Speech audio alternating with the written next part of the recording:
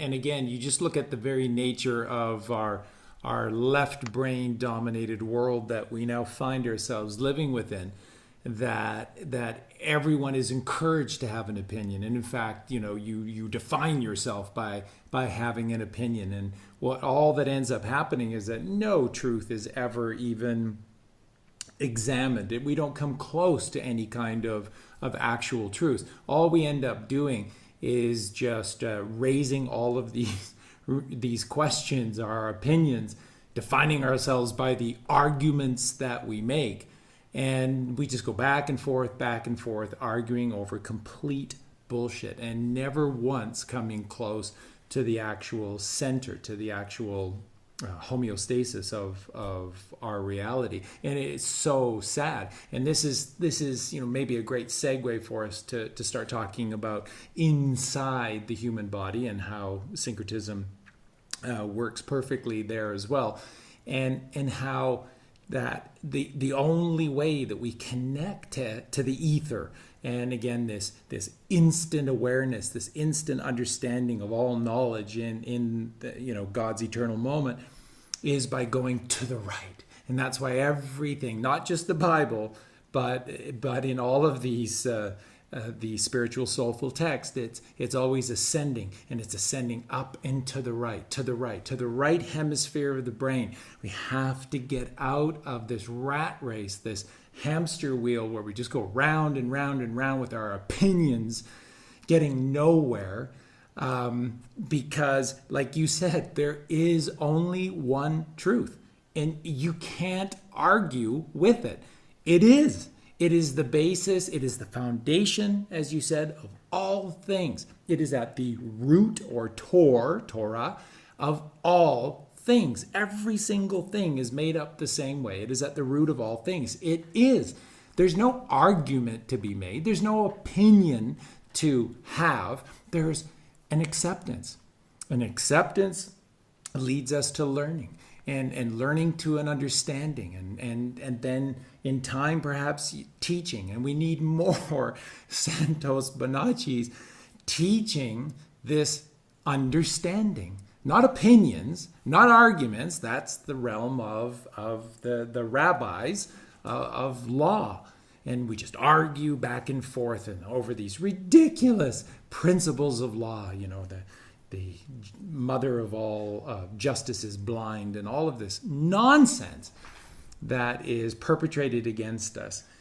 It is just nonsense. And that's what the left brain does. It keeps us in this constant state of distraction, of arguments, of opinions, and we never, ever, ever cross over to the right. Cast thy net to the right and catch wisdom. Cast thy net, ascend up into the right, and meet God face to face in a place called Pineal, just like Jacob. Well, as I said, literalist Christians, there will be a lot listening, because there are a lot of God-fearing, God-loving people that are in the flat Earth movement now, but unfortunately they're still subscribing to Julius Caesar, JC, the historical Anno Domini, historical BS that Rome has been teaching. So they're not at all aware of the indwelling Christ. They don't read the Bible, like Colossians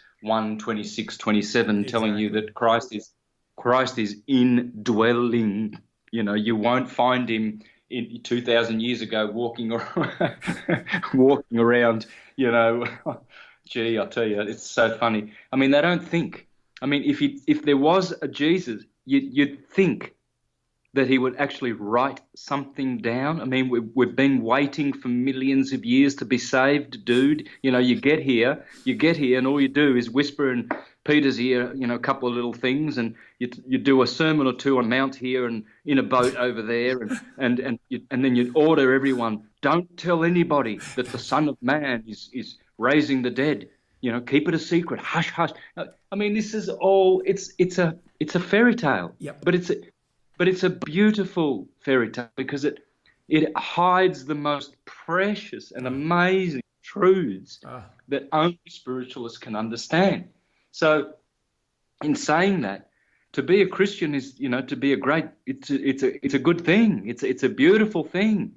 To be a Christian in the literalist sense, the dumbed down goy version, is so sad to see, because people are now arguing, like I said, about all these details where, no, Jesus didn't drink coffee. Oh, yes, he did hang around with harlots and drunkards and tax collectors, but usually he hung around with decent people, I hope. Yeah, Peter was decent. Well, he did hang around with him. But so they'll they'll make these arguments about, oh, no, he didn't hang around with tax collectors. He was perfect and pure. And they will kill each other, and they are, and they will forever more, because they don't realize that Jesus is an archetype. It's the perfect man / God, model, teacher, hero, wisdom, exponent.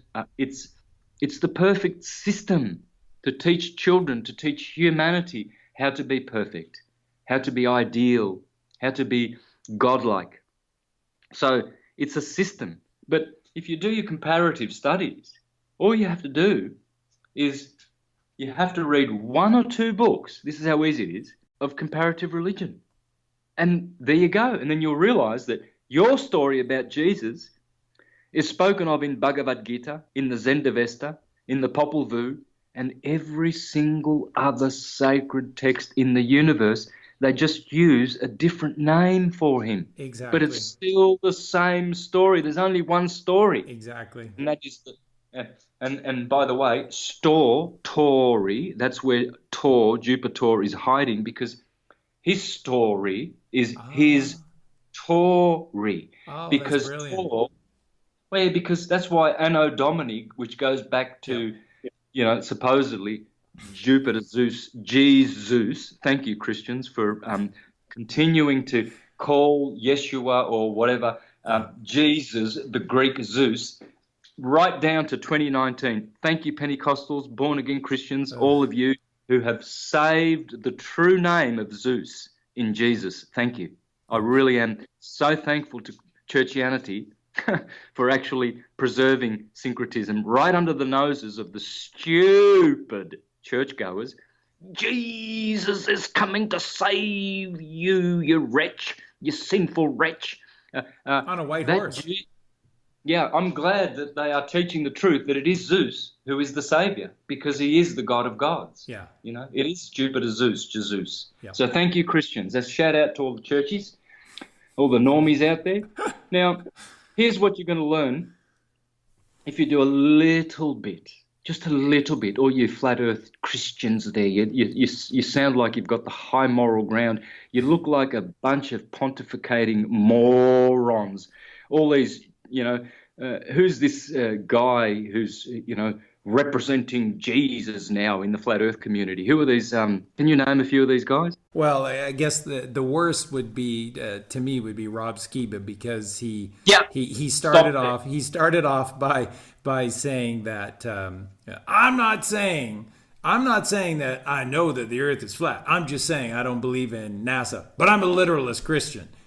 So I love God. I love Jesus. I love eating that barbecued lamb. It's all good eating. I'm a big Jesus lover. I don't know that the earth is flat. I'm not saying that. I'm just saying that NASA's lying to us. Now that there's so many people that are talking that of course the earth is flat, he's like, well, of course, I've always been I'm a flat earther. I've always said that, and that's just not true with so many of these guys. Yeah, these guys, like Rob Skiba's the perfect moron example, doing more harm to science than anything, because he doesn't even know that the Bible that teaches the truth about our cosmology is actually the model therein, with the firmament and the crystalline sea. Exactly.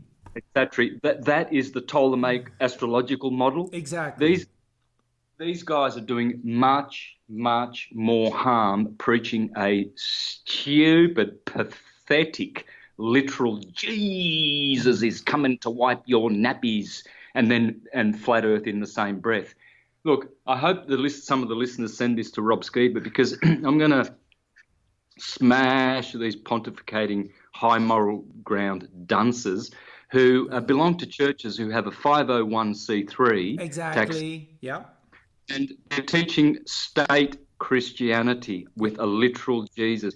Here, Rob Skiba, this is for you, brother, because you're an absolute moron with your Jesus. Most of us true flat earthers, we laugh at you. You are ridiculous. And all of your Jesus freaks that hang out in your scene and all the other pontificating churchgoers, here's something for you. 5 minutes, just something for you to think about to show how pathetic you are and stupid. Swine eaters, most of them. I'm sure Rob Skiba would have bacon for breakfast, a bit of pig bum for lunch, and some roast pig's other bum for dinner. I'm sure they're all pig bum eaters. They're all swine eaters. You can tell. You can just look at their faces and see it. Not a vegetarian amongst them, which is the true ascending diet. And I don't care if you want to argue that. You can argue it. Genesis 1:29. It starts there in Genesis. Yep. Everything else in the Bible is an allegory about the sacrificing of animals or the eating of meat. It's always an allegory for the sacrifice of the bull, the sacrifice of the left hemisphere of the brain. And again, this tithing, it makes me so sick. All of these people who just still buy into this ridiculous notion of got to give 10% of my earnings to the church, the tithing. The tithing that God was talking about in the Bible is give me that 10% piece of crap left brain and I will give you the world. I will give you the cosmos via the right hemisphere of the brain, which is 90% of the brain's capacity. Go to the right. And instead of giving 10% of their left brain, they give 10% of their hard-to-come-by monopoly money earnings. It's just sad beyond description. Yep, it is. Very sad. Yeah, it really is. And I'm just going to bring one example that I want to bring up from Yeshua in the Bible. And this is from Matthew 6:6. It's one of my favorites. And I just love, because there's so many of them, they just slam dunk. I mean, just think all of the book of Matthew virtually is just Jesus Yeshua just on an absolute roll.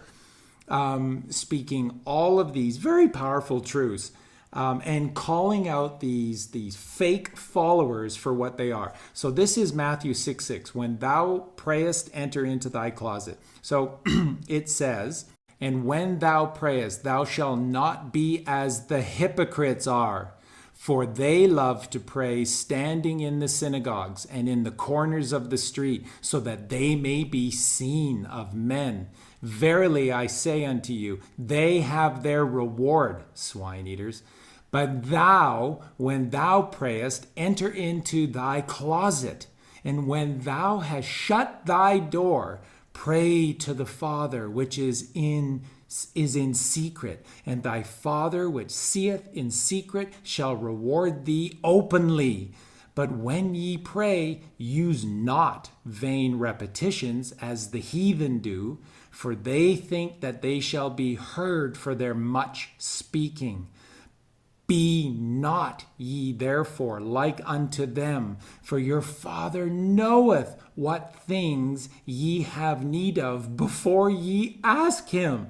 Again, tying back to the ether, tying back to syncretism. It's just staggering how many times in the Bible alone these just slam dunk soliloquies are presented for us. But I don't know. I guess I didn't hear that part. I was eating some lamb, or I was having my pig ass on a stick, and I missed that part. I didn't hear that. It's incredible. The truth is just there for them, and they don't ever see it, and it's in plain sight. Well, if they really read their Bible, they would realize that the original first human diet was vegetarian, all the way from their literal Adam and Eve, all the way to their literal Noah. 1,600 years of perfect human diet, where humans lived for thousands of years, and then And then if you listen to them preach from their pulpits, these these hypocrites, they'll tell you that clearly that after the flood we had a fall. We now we only live for about, we have a heart attack at 35 or 40 because we've been eating so many dead corpses that we've got bowel cancer, we've got stinky breath, we've got stinky feces, we've got candida, we've got heart disease, rheumatism, dementia, piles, because they're pushing out all of these corpses out of their back end. Exactly. All of these references to the bowels of our physiology, the Dead Sea of our physiology. Oh, just thank you, Santos. Just brilliant. Thank you. By getting back to Rob Skiba and all, I'm not going to let them go because I'm going to teach the world about the true Christ, which I am teaching, how to raise the Christ indwelling and not this moronic, satanic, historical Christ of the Roman Empire to sodomize you with their anno domini, which means anally dominate you. That's what the anno domini calendar is all about. They've given you a false Messiah, you goy.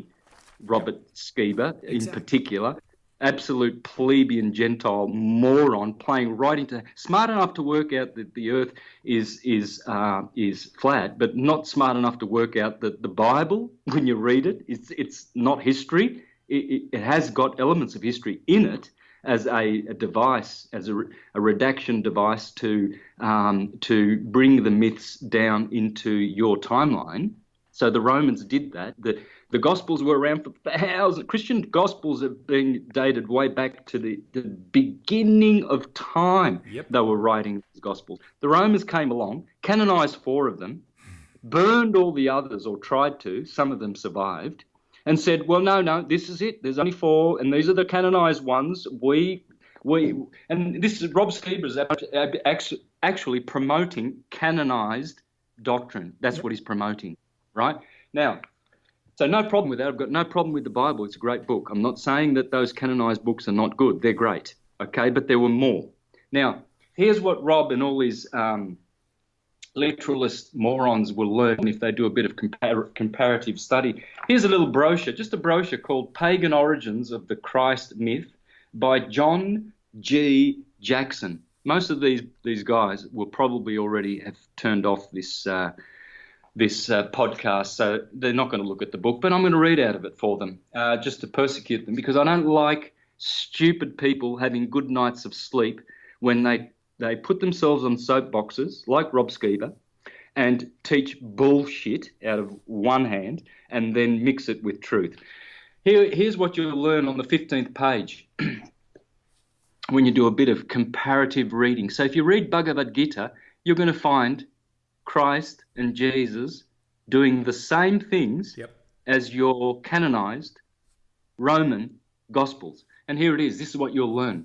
It says there, another pagan Christ was Krishna of India. Krishna and Christ are the same word, of course. No-brainer for intelligent people. In the sacred books of India, it was recorded that Krishna was born of a virgin, Devaki. You see the word Deva has Eva in it, and Eve, that's Eve, right? The Virgin Eve, okay, and Deva means goddess. So here we are, is born of a virgin, Krishna. There's one slight coincidence. We might just write that one off. Ding, ding, ding. That his nativity was heralded by a star, and that though of royal lineage, he was born in a cave. According to the apocryphal gospel of Proto-Evangelion, a work attributed to James, a brother of Jesus, the Christian Saviour was born in a cave. Okay. So manger, cave, they're synonymous. Okay. At the time of Krishna's birth, the cave was mysteriously illuminated. At the time of Jesus, the birth of Jesus, there was a great light in the cave, so that the eyes of Joseph and the midwife could not bear it. The infant spoke to his mother soon after his birth. Jesus spake even when he was in the cradle, and said to his mother, Mary, I am Jesus, the Son of God, and the word which thou did bring forth according to the declaration of the angel Gabriel unto thee, and my Father hath sent me for the salvation of the world. According to the apocryphal Gospels of 1 and 2, infancy. That's where you'll find that. Krishna was born while his foster father, Krishna had a foster father like Jesus, Joseph his foster father. Well, that's interesting. Wow. Yeah, but can't be Jesus now, can it? Because this is pagan, isn't it? So Krishna was born while his foster father Nanda was in the city to pay his tax to the king. Jesus was born while his foster father Joseph was in the city to pay his tax to the governor. The babe Krishna was adored by cowherds. The infinite Jesus was adored by shepherds. Again, Taurus, Aries and Taurus, the two first signs of the zodiac, Yeah, they're always ubiquitous. there. Or ubiquitous. It's a ubiquitous motif, okay? The likes of Rob Skiba have got no idea why in the book of Revelation it mentions the Lamb of God 29 times. He's clueless why Jesus, Amun-Ra, the ram-headed Jupiter, Ram, is called the Lamb of God. No idea. Stupid, beyond your imagination, way, way beyond your imagination. Trust me. The King Kansa sought the life of the Indian Christ by ordering the massacre of all male children born during the same night as was Krishna. This is almost identical with the story of the slaughter of the innocents ordered by Herod. Nanda was warned by the heavenly voice to flee with the infant Krishna across the Juma River to Gakul to escape King Kansa. Yeah, he was a bit of a Kansa. Joseph was warned by a voice in a dream to flee into Egypt with the Christ child to escape the wrath of Herod. Krishna performed many miracles in the city of Mathura, while Jesus in Egypt lived in a town called Mathura. It's the mother, Mathura, mother, where he performed many miracles. Krishna was a crucified Christ. He is pictured in Indian art as hanging on a cross, arms extended. Dr. Thomas Inman, a celebrated authority on pagan and Christian symbolism, states that Krishna, whose history so closely resembles our Lord's, was also like him in his being crucified. Krishna was pierced by an arrow while hanging on the cross. Jesus was pierced by a spear during his crucifixion. The light of the sun was blotted out at noon on the day of Krishna's death. The sun was darkened from the 6th to the 9th hour on the day of the crucifixion of Christ. Krishna descended into hell to raise the dead before returning to the abode of the gods.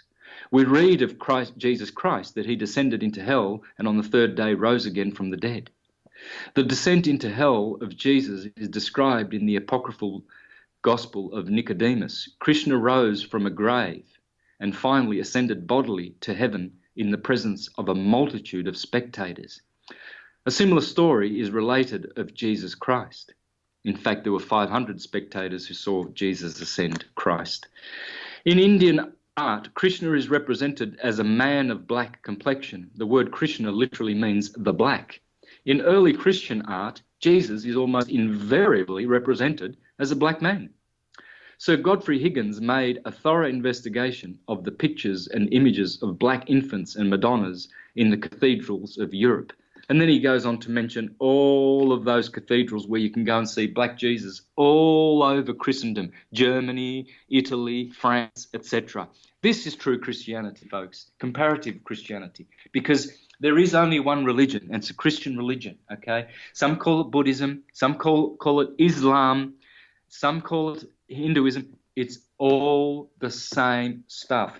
Why is Jesus otherwise known as Yeshua, and why is Krishna otherwise known as Ishwara? Why do we have Bala Krishna for Krishna, Bala meaning divine, and why do you have Cristobal? That's the name of Christopher Columbus, by the way, and many Spaniards of the Middle Ages were called Cristobal. Now, there's a scripture which says, what do Christ and Baal have in common? Well, it's the same thing. That Baal is the hyperbola, which is the root of everything, right? And so that Christ and Krishna, Ishwara, and Baal, Cristobal, is the Taurus, because it's a light. Christ means a light, and Baal means the Taurus. It's always pointing to the same thing. And then why was Krishna of the dynasty of Yadu, and Jesus was of the tribe of Judah? Yadu and Judah. In Latin, it's Judah. Exactly. Okay. In Hindi, it's Yadu. Right? He was a Yadu. He was a Jew, Krishna, and Jesus was a Yadu. Okay. Why does in Zeus stands on the Mount Olympus, and Jesus stands on the Mount of Olives? Right? Jesus has a friend called John. Right? Christ has a friend called John, yeah, John the Baptist. Krishna has a friend called Arjuna. It's Arjun is John. It's all the same thing, guys. And when you go around saying flat earth and Jesus is coming to save you in the same breath, like nappy-wearing Rod Skiba, totally a pathetic, moronic example of these guys. I laugh at them every time they speak, because in one breath they have this beautiful truth, and then they just defile it with their stupid Roman Jesus. The two greatest Roman lies are the globe earth and the literal Jesus, and they can't work out. Either they work one of them out or the other one, and they're blind to the other, and they don't realize that both of these are the same freaking scam and swine-eating, moronic 501c3 churchgoers like pathetic Skiba and all the other dunces. I wish I had all their names so I could just drop them right now, because they're all controlled, manipulated. They're all lies. We're learning more and more every day how many layers and layers of lies. And the biggest one that I've been teaching for years now is the Jesus literal lie. And yet I'm bringing thousands of people to Christianity and making them, become true Christians. They're raising their chrism. They are, raising their consciousness and awareness. Their health is improving, and they are doing the process which we are supposed to be actually doing. It's no use going to church if you don't look after your health and you don't do all the other things that you are responsibly supposed to. Because as it says in Matthew chapter 7, Many will say to me in that day, Lord, Lord, didn't we prophesy in your name? We spoke about flat earth in your name. We expelled demons and did many, many powerful works in your name. And yet I will say to them in that day, get away from me, you workers of lawlessness. I never knew you. So it's one thing to be preaching about Jesus, but I can see, you don't fool me. I can see the swine eating all over your face. I can see the ejaculating going on. I can see all the crimes you are committing against your own body, and you call yourself a Christian. You can say, Lord, Lord, Lord, in one breath, and flat earth in the other breath till kingdom come, but you will not get into that kingdom, because Jesus tells you that he will deny you first, not the unbelievers, so-called, that you call pagans. You, the ones who are lining up, Lord, Lord, didn't we do this? Didn't we do that? Yes, oh yeah, we knew you. We did everything. It was all about you, Jesus. Oh, for sure. We were proper little hypocrites in church, warming up those seats, looking really good on Sunday. But, so you were looking at the other 6 days of the week. Okay, well, there you go. So I don't get into the kingdom. No worries, Jesus. I'll try next time. Because that's what's going on. You're a one-day Jesus freak. You look really good when you're in public and all polished up with your suit and tie there. Oh, yeah, you look like a real good little proper Christian. So just like the mafia do it, the mafia man. Yep, he looks great when he's walking around New York in the Bronx, and he's telling all the people there he's going to put money into this charity and money into that, and look at all these poor little homeless kids.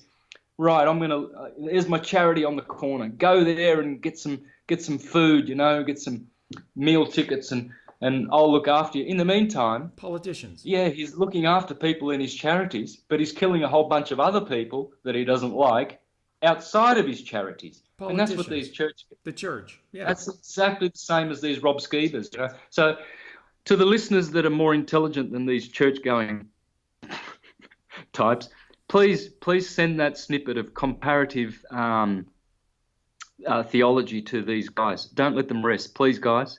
I ask you, make a 10-minute, just cut it out of the audio and send it straight over to them where I call these guys out, and let's shut the mouths of these Jesus freaks that are literalists, not the ones like me and Eric Dubai who know that everything's astrotheology. Eric's done released some pretty good vids on that, actually. He's got, he knows exactly, he's pretty right about most things, you know. He is. So, He's a great kid. I really admire him a lot. Yeah, so guys like that, I would say, you know, send this audio to the churchies out there and let them know that we, the true ones, we're around, you know, and we're watching you. And you look stupid. We know you're pathetic and you're liars. And whenever you are subscribed to a church that has a satanic 501c3, yeah, well, definitely you know that you are a Satanist, and you can say Lord, Lord for as long as you want. You know, you can you can sit there poncing on your moral high ground, you know, acting like well, I'm a Christian and I believe in the flat earth. Well, that makes me twice good. Oh, I'm so good, and I've got nappies, and Jesus is coming into the clouds soon, and he's going to wipe my nappies because I can't, but I love Jesus.